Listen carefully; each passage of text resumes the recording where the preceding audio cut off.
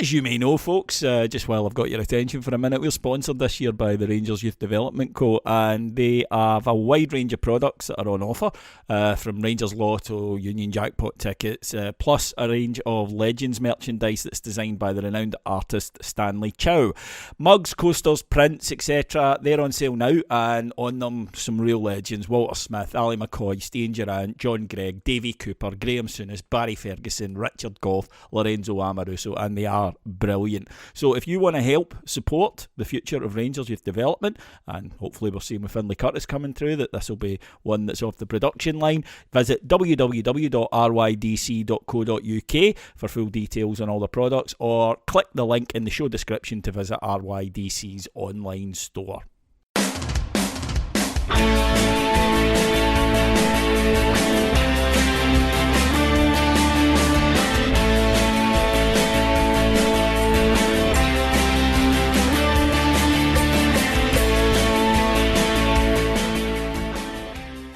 Hello everyone, and welcome to Heart and Hand Rangers podcast. My name is David Edgar, and as always, I am your host, and I'm delighted this week, for many reasons, to welcome my regular guest and compadre, David Graham. Hello, Davey.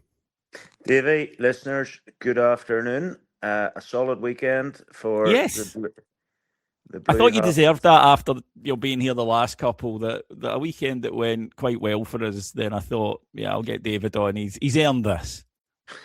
Yeah, I think I've earned my stripes. We've earned our stripes over the last few weeks, Davey. So, yeah, let's enjoy it while we can. And a very solid and successful weekend for the blue side of Belfast as well. Congratulations to Linfield on winning the League Cup for a record number of times.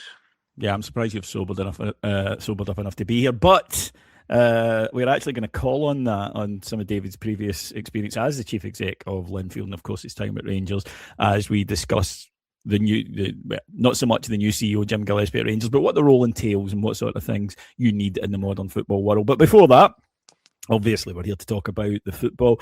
Saturday night, Dave, Hearts lose at Kilmarnock. Tough ground to go in a title race, even though they're not having a great season.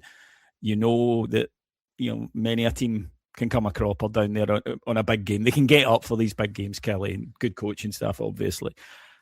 And that kind of, I think, almost in a way worried us, didn't it, as Rangers fans? Because we thought, well, this really is now going to be a huge test tomorrow, because we've spoken a lot about mentality, and some people agree with us, some people don't. Danny Rule doesn't like talks about mentality.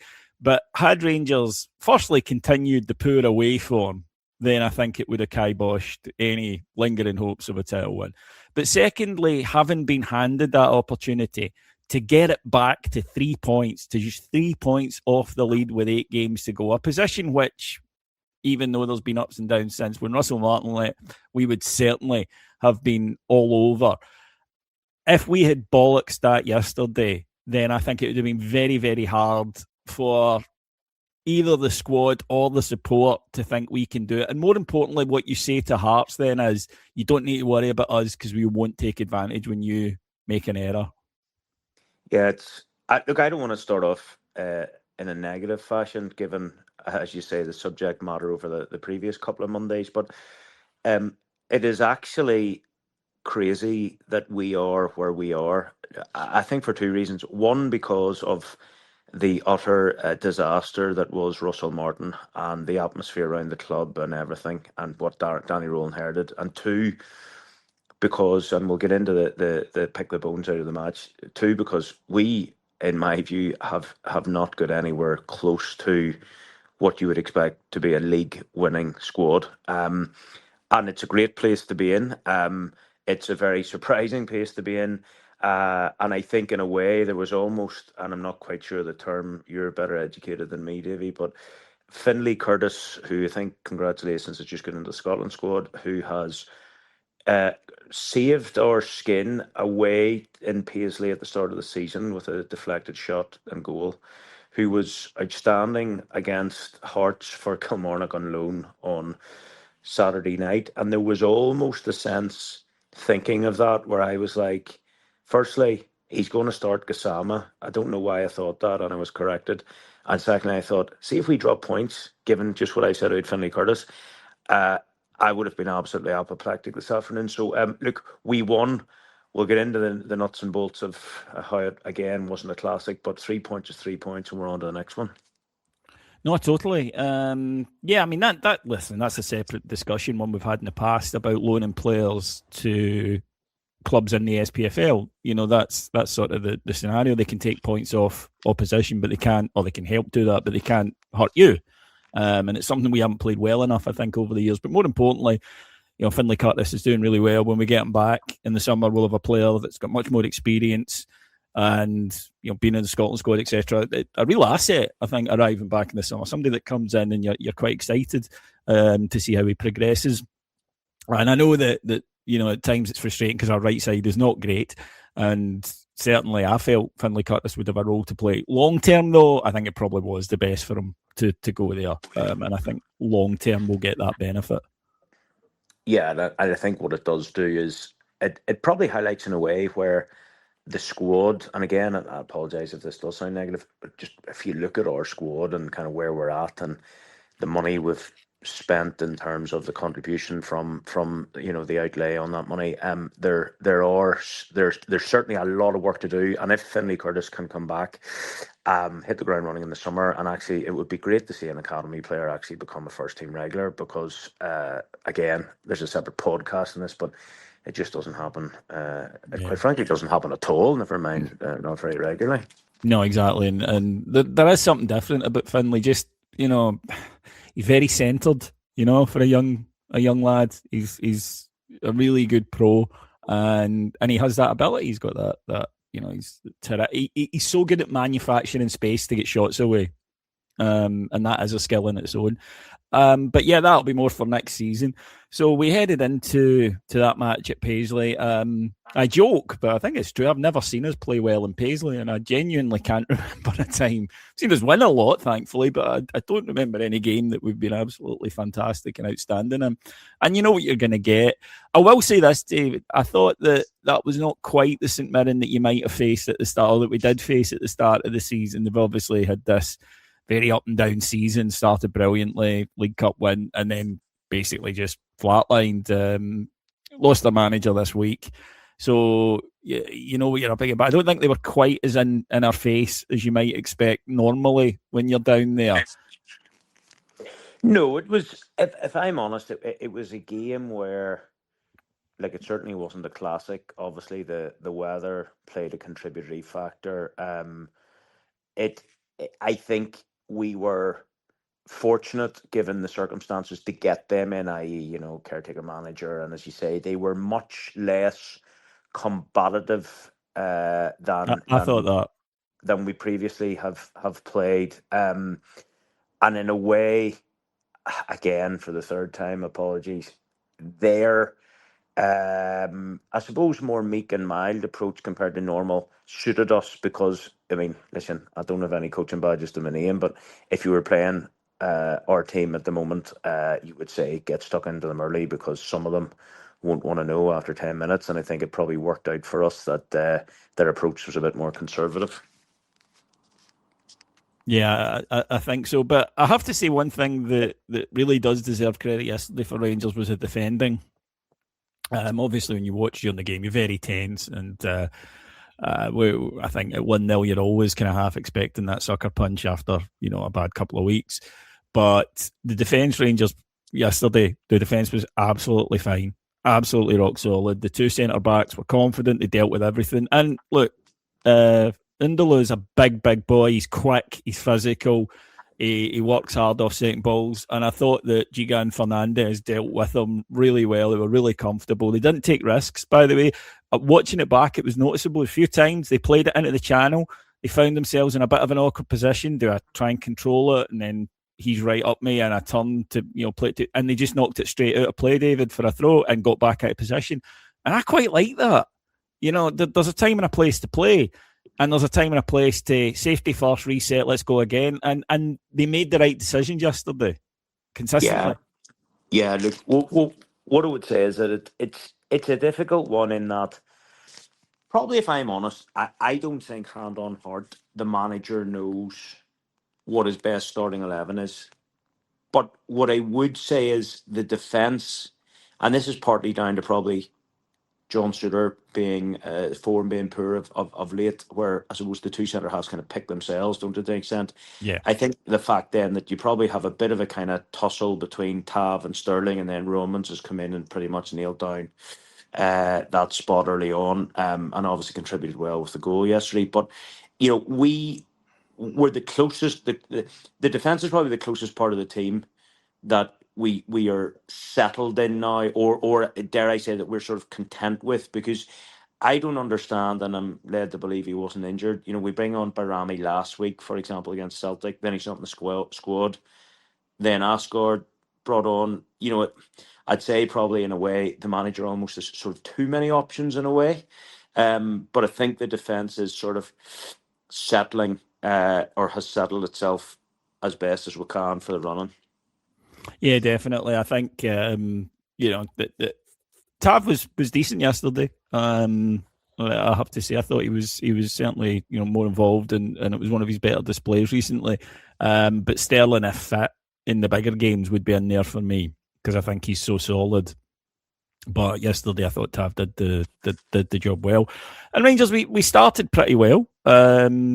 We're in control again. Just maybe that lack, not maybe. I mean, there was that lack of cutting edge. When we took the lead, though, it was an excellent goal, great ball in by Nico Raskan, and there was two Romans at the back post, came in, lovely finish.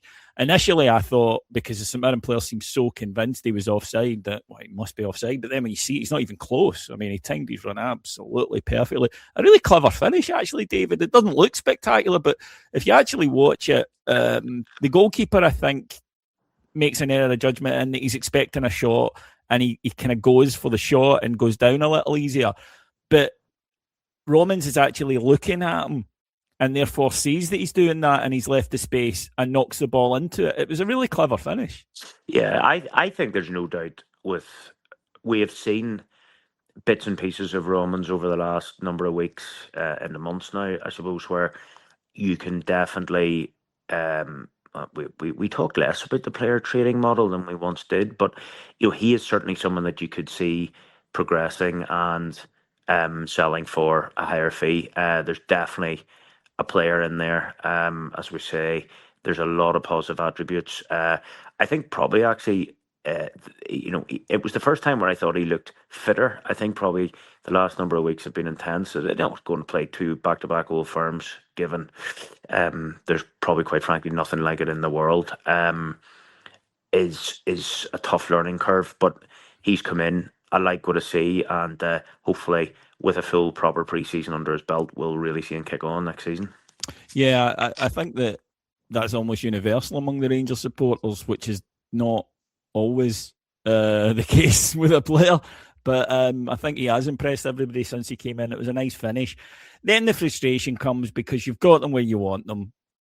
You're in a good position, and we don't kick on. And again, we're solid enough. I'm not complaining there. But again, the thing that's hurt us so often, final ball, final decision, just not quite there. And the longer it goes, the more you get sucked into that type of game. And this is not unique to Rangers. I watched Liverpool-Tottenham yesterday, David. It was exactly the same. The fancied side against an unfancied side. The Liverpool are in total command, total control. But the longer it goes, the more their fans are thinking. You could feel it. Admittedly, that was a home game, but you could feel it. And then Tottenham, nothing to lose. They start to go forward. They just need one to fall for them or one mistake. They get it, and it's a goal. And we've seen that. So for supporters, we are obviously don't need to look too far back to see examples of that. And that is the worry. Chermiti continues to be almost unreadable, really. Glaring opportunity to make it 2-0. And to be honest, he puts that in. I think we end up winning 3 or 4. Yeah, I just think the contrast in Chermiti, where, he's just so...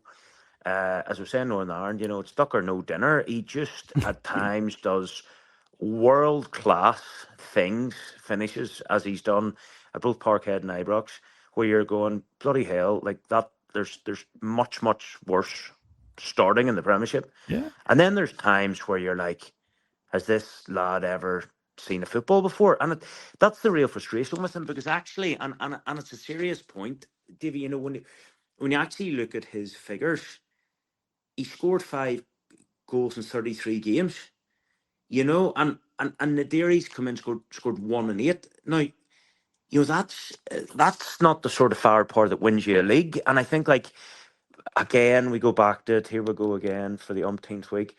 The outlay we spent on Chermiti, like, the only, like, good outcome for that is that he scores regularly and someone comes and buys him for, you know, 20 million. But, like, in reality, he's not getting even through the first, like, hurdle of any scouting system. See, to be honest, no, we'll make money on him because it's this modern scouting thing, David. They go on underlying factors rather than eye tests. I guarantee you, if Rangers put Chermiti up for sale in the summer, they'd get 20 million.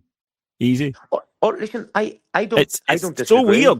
Whereas you can have another guy in the same league who hits 20 and teams go, we've looked at his data, we're not, you know, but this is how it works now.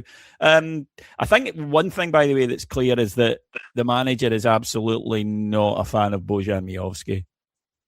I think we've learned that the last few weeks. No, look, I think Miovski has been one of those players who played really well against us, and therefore the sort of general consensus among the fans was, well, therefore then he's good enough to play for us.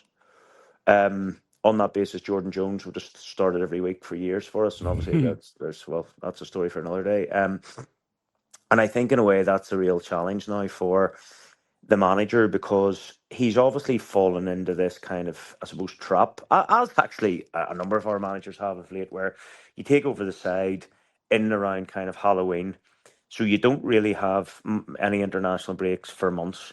You then have a transfer window where a lot of the work will have been done, so you kind of have to agree to players that you may not necessarily be biting your hand off for, i.e., you know, Gio under James Sands, etc.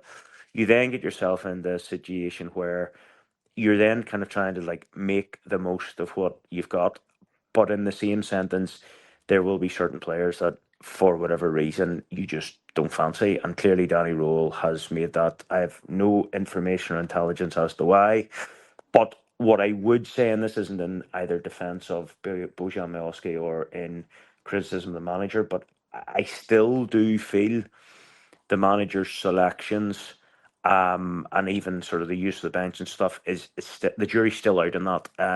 That's not entirely Danny Rowell's fault, but it's certainly something that I think we're all mindful of.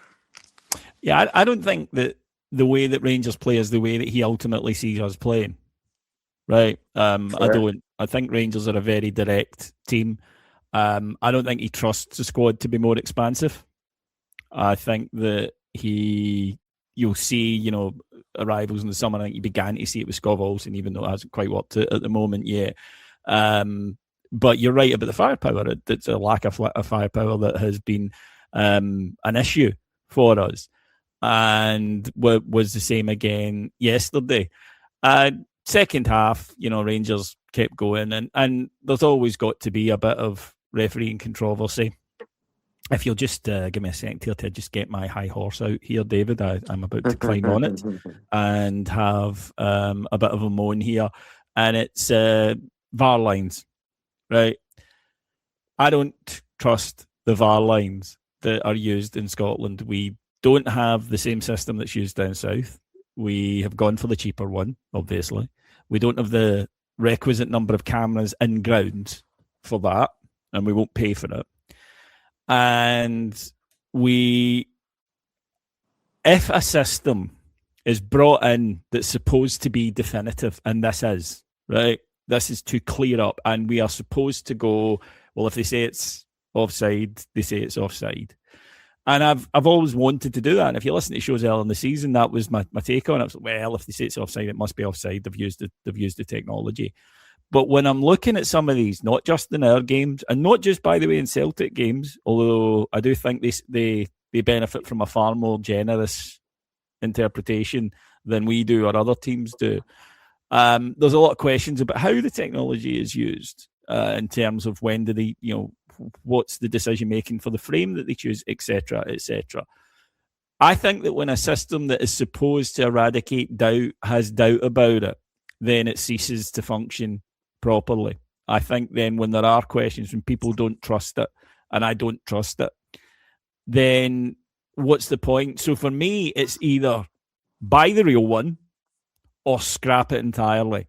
But this half-arsed Fisher Price, my first VAR kit that we're using at the moment is not helping anything. Now, the manager said, and I agree with him, Asgard shouldn't be offside, and he shouldn't. He should stick behind the ball, and because he can see it. Moore should probably shoot in the first place, actually, and eradicate all doubt, but still. But when you look at those lines, and they've got him a good half a yard offside, and you're thinking, nah, this just doesn't tie up. I take into account that, well, the angles are different from what we see on the screen, etc. But that yesterday, I was like, no way. Now, he may well have been offside. That's the thing, right? He may well have been offside. But when I see those lines, I think, well, they're not accurate, right? Whether or not they got the right decision in this instance, if they did, it was more luck than judgment. What I will say then is, though, and this is what I mean about trust in the system, if it looks that far out, then what else are they getting wrong? Well, I'll join you in the high horse. I've said this before. So you've got the technological aspect that you have touched upon and very good detail, David. You also have the human aspect where a lot of this comes down to, why was VAR brought in? So the whole fundamental point of VAR is a simple one, to bring a level of protection to referees who, like all of us, are not infallible, who are human beings who make errors. So it was to reduce the amount of errors based on decisions. Now, it was never to say it would totally eradicate them, because that's impossible, and it's still up to interpretation. Nevertheless, you cannot expect, and this is me actually defending referees here, we don't have full-time professional referees, in that we've got Willie Collum, who I don't really know what he does, but he's full-time.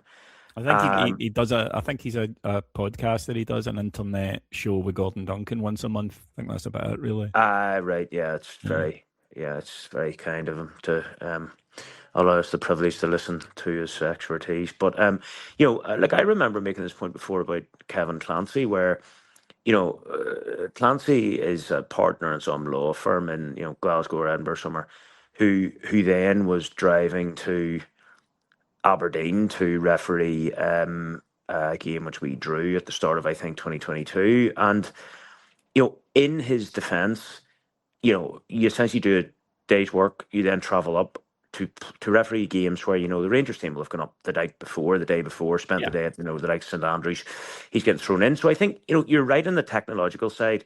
There's then a human side, but it all, in my view, comes down to trust. And I think if you don't have full trust in the technology, and you don't have full trust in the people operating said technology, then you're always going to have discussions that we are now having. And I think, look, VAR's not perfect across the world. Refereeing isn't perfect across the world. But what I would say is that, you're right. I've always felt that we were just sort of, getting the kind of like pound, it's almost a little bit when you walk around, a supermarket, and you do the yellow labels that go on, and stuff that's going out of date that day.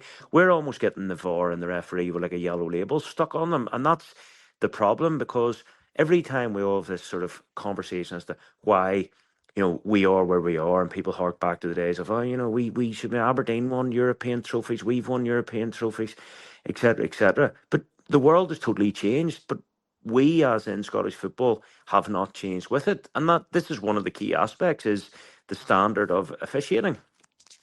Yeah, I totally agree, and I totally agree on the part-time thing. It's a well-remunerated hobby for these guys, and I don't think in a highly professional game that means that much to people that should be allowed. I remember actually recently talking to a member of the Rangers coaching staff about it, and I said, I mentioned, they're part-time, and he looked at me and went, "You're kidding." I went, "No." He went, "The refs are part-time." I was like, "Yeah, it's not their full-time job." And he's like, "You are joking." He didn't know. Nobody had told him. He just assumed, obviously, that wasn't the case, because that's mental, right? That's insane. But yeah, that was where we came to on it. But so Rangers get out of there with the points.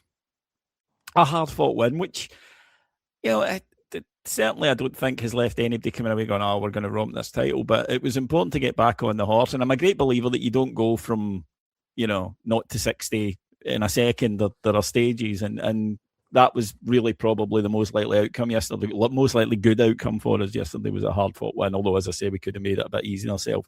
But we have pushed ourselves back into contention. And like I say, for all that there has been an understandable down air around the club the last couple of weeks from the supporters, because we had such a frustrating couple of weeks before it. It is only 3 points. It's really not a lot at this stage of the season, and I don't think any Rangers team, any Rangers supporter thinks that this is a great Rangers team. But what can sometimes frustrate me a little bit is that when Hearts or Celtic do what we're doing, some of our supporters will be, see, that's the difference between them and us. And I'm like, well, okay, it can't be both. I don't think any of these 3 teams are great sides, right? And I don't think that we are any worse than the other 2, put it that way. And I think it therefore will come down to a well-timed burst of form between now and the end of the season.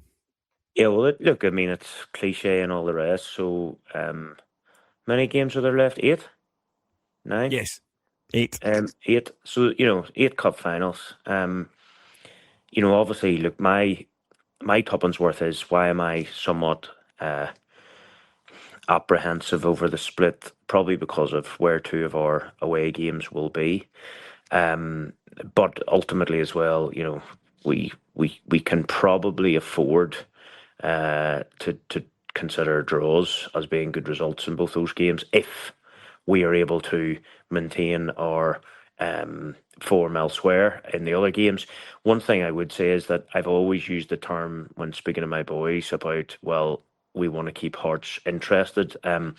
I think we're all sort of, eating our hats, because none of us expected this run of form to be sustained until, basically the split.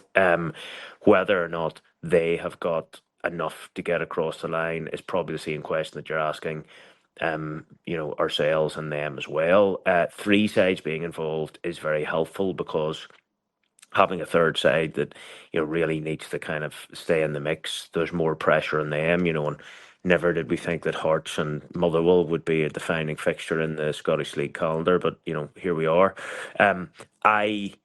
I suppose, sadly, and this is not a prediction saying that the other side of the city will win the league, but what I would say is that I just don't know if we have got enough experience in our squad to get us through difficult moments. Ultimately, the proof of the pudding is in the eating, and I think, as we're standing here and now, really, I don't think any side can say they are favourites. I don't think any sets of supporters can say their team is favourites. And I think ultimately, we've got 3 pre-split fixtures, all of which on paper we should be winning. And if we can maintain a record of momentum either side of the international break, then look, it's anyone's at that stage, isn't it? And quite frankly, it would be not beyond the realms of possibility that there could well be a helicopter potentially going to 3 different grounds. On the last day. Yeah, on no, the last definitely. day. And I'm not going to lie. I mean, I was so frustrated watching yesterday, with the high emotions and everything. And some of in the second half, there was a spell of play for about 15 minutes where neither side could pick a teammate out if they'd been allowed to pick the ball up, walk over and put it on the boy's foot. It was the passing was really bad. It was low quality. The Sky commentators were even mentioning how low quality it was. That was not a good game. It was not a fun game. And Rangers were driving me nuts, but they did emerge with the points. And it's the old cliche at this stage of the season. That really is all that matters. Moving on then, David, obviously the fallout from last week. Rangers issued a statement later in the week, which called for, and the SFA had sort of preempted them slightly with an announcement that there's going to be an independent review. I thought Rangers' statement was very good. I thought that it nailed the issues that it needed to nail, but it was also what it didn't say. But I think it had a nice air of spikiness to it that I liked.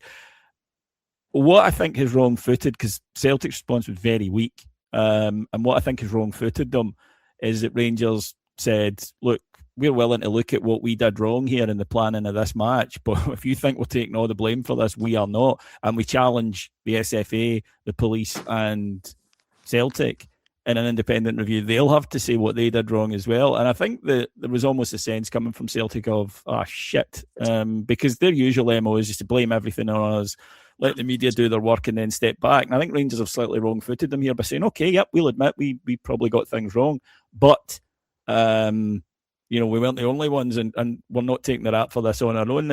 It was a different approach, and one that I think, as I say, certainly worked in the short term. Well, certainly, I think that one of the challenges that we face, and obviously, you and I, Davey, have been acutely aware of this in previous times, where we are not fighting on a level playing field in Scotland. We have enemies in the political sphere. We have enemies in the media. We have enemies right across the piece.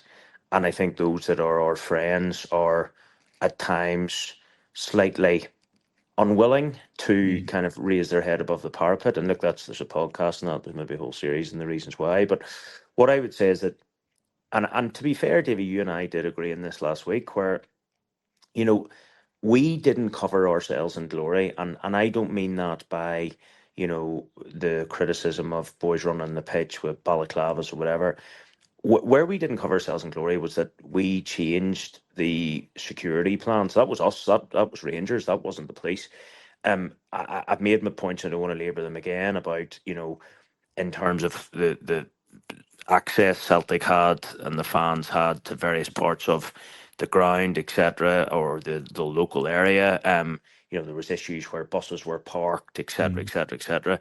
Now, that obviously comes into the police as well. But, in reality, we didn't set ourselves up as we could have done. I think that's fair to say. And I think kind of that's what Rangers have said in our statement, where they sort of said, listen, we obviously can't account for opposition fans behaving like animals, although you would have expected reputations to precede them. But more so the fact that we were right to get the balance where we've basically said, look, yeah, we'll have a look at ourselves, and if essentially heads need to roll internally, so be it.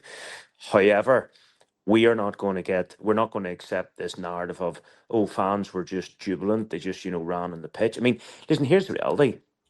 What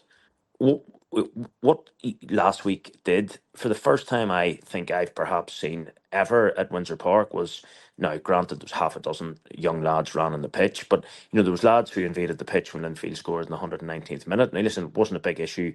Funny actually, stewards and play, but there was a thing called a tactical support unit, which for those in Scotland who've never seen it, is actually a specifically trained police officer to deal with crowd situations, which you would have thought Police Scotland would have considered when you had 8,000 away fans in Ibrox last week. But essentially, instead of allowing fans to run amok, an issue was solved in about 15 seconds because of an adequate security and policing plan. So the point here is that you cannot expect fans to run on a pitch. That is a shock. That your man from Celtic saying, "Oh yeah, we're jubilant." Well, listen, I've been jubilant and I've never entered the field to play. Yeah, I've managed to not do that. Yes. Yeah. So I think there was a good balance in it, and I think like all these things, like we've on it. So yeah, look, it was a good, solid statement. But ultimately, again, I've used this term twice now. The proof of the pudding's in the eating. It actually depends how we are able to manage whatever the outcome of this is, because bear in mind, this is only one start of a long process, and there'll be fallout for some time after it. Jim Gillespie will start this, he has started by the time people come to listen to this, as Rangers CEO. And David, I just wanted to chat to you about what the role of a CEO is at a football club. Now, obviously, you worked with one at Rangers. You worked with a couple at Rangers, and you were the CEO of Linfield. Okay, it's a smaller club before anyone jumps down my throat, but I think that it's one of these roles that everyone knows will have one. Everyone knows, but I think that it can be quite opaque in what it is, and it can be quite, for fans, therefore we maybe project onto it things we expect from the person doing the job. So I just wanted to get your thoughts on it, as to what the person does and what the challenges are of doing it for a club like Rangers. Yeah, well, I think probably the first, and look, this isn't just specific to football, this comment, but we've all probably been in roles, or there have been people in roles within our place of work where maybe what they viewed as the role um, was different to actually what that role was, or maybe you viewed them differently to actually, who they were, what they were. And I think, if you recall, where we had this sort of transition from like managing director to chief executive, and I think it's a difficult one for two reasons at a football club, particularly a club like ours, where one, you tend, or so the chief executive, in layman's terms, his role or her role would be to run the day-to-day operations of the business. So they would be in charge.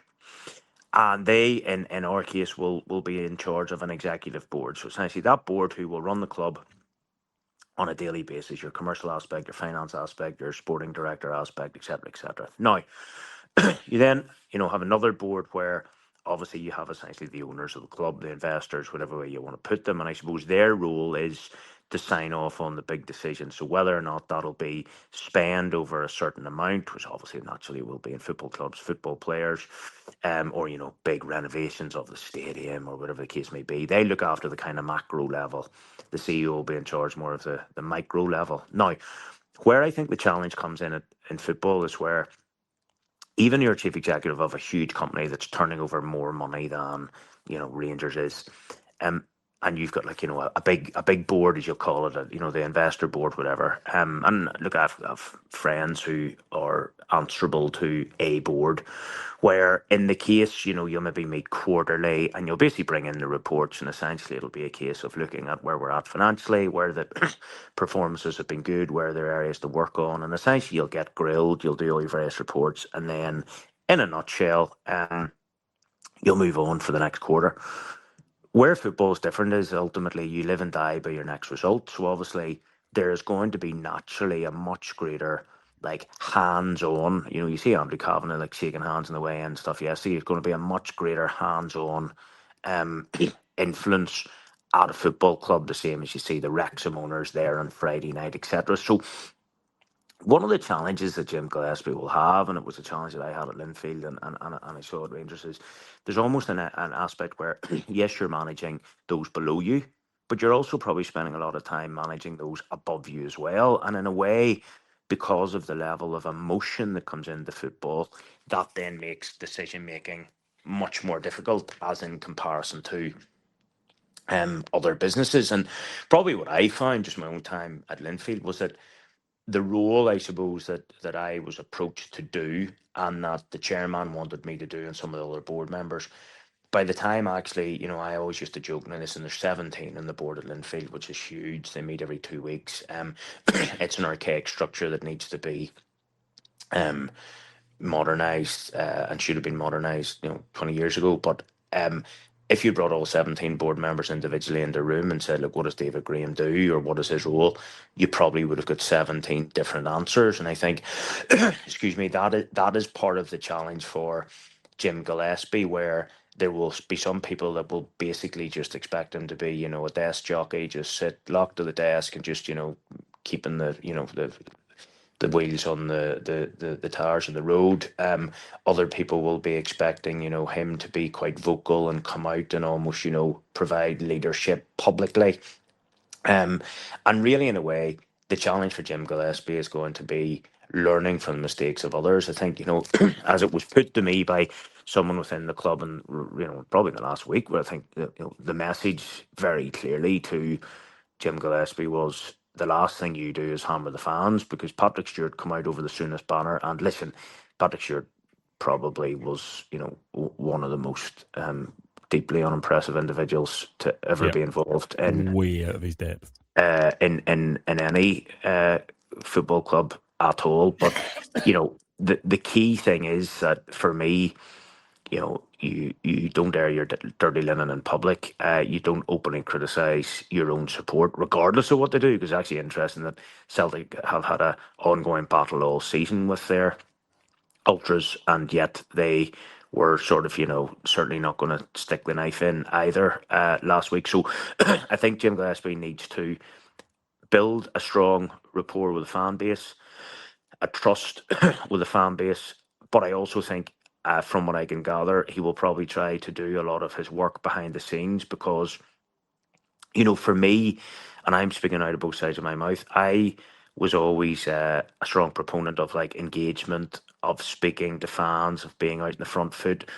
But actually, I'm not entirely sure the long-term merits of like kind of CEO forums and that sort of thing. Yes, it shows fans there's opportunities, people can get out and can be spoken to, etc. But in the same sentence, it's very difficult to kind of maintain a balance if, maybe you're out in public too much, if that makes sense. definitely. I think we've So all, there's a balance to be had. Yeah, I think that having lived through the era of that with Murray as your sort of superstar chairman, I think that the less you hear from these people, the better it's going, if that makes sense. They should be apparatchiks within the structure.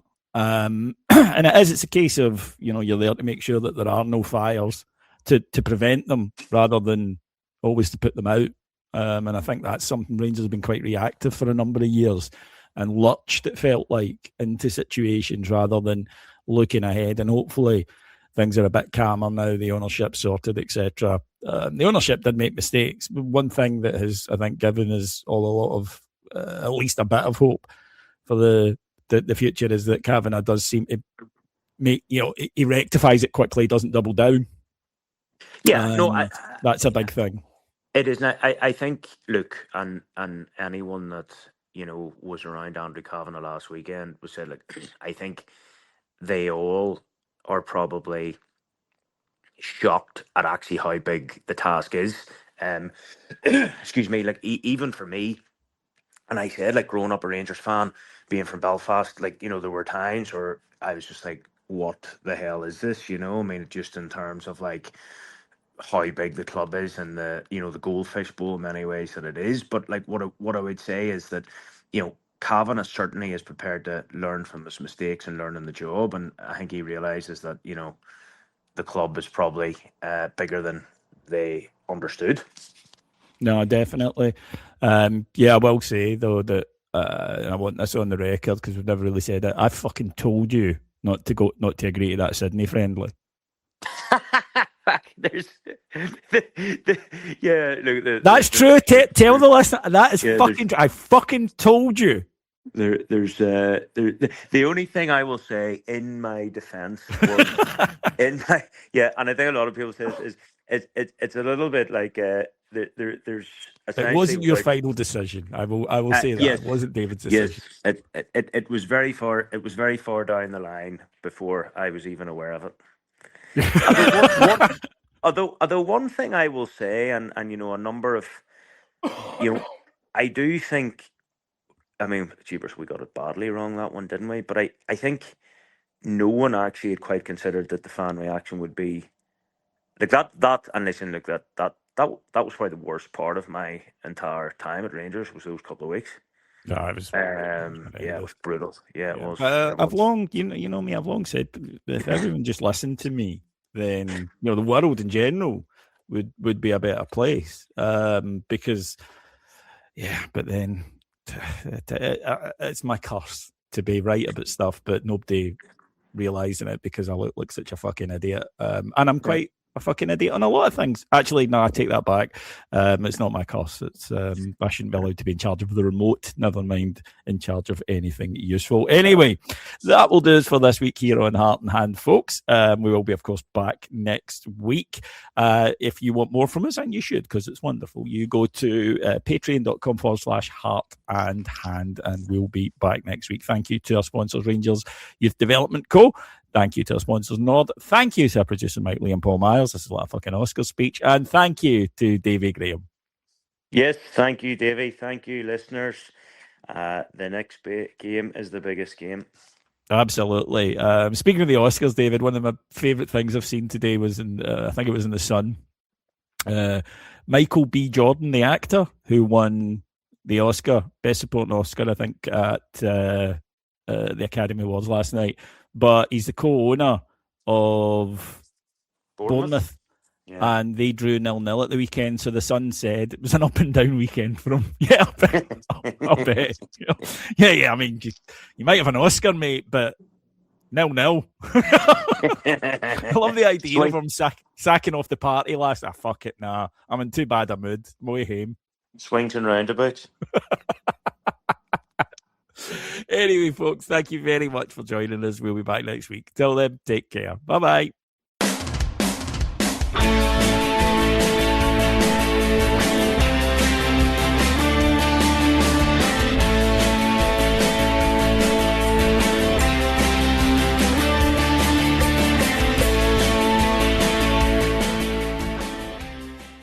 Please check out our sponsors NordVPN for the best in online security. It's the best VPN on the market, and you can try it risk-free now with a 30-day money-back guarantee by visiting nordvpn.com/heart and hand. That's nordvpn.com/heart and hand, and it's risk-free with a 30-day money-back guarantee.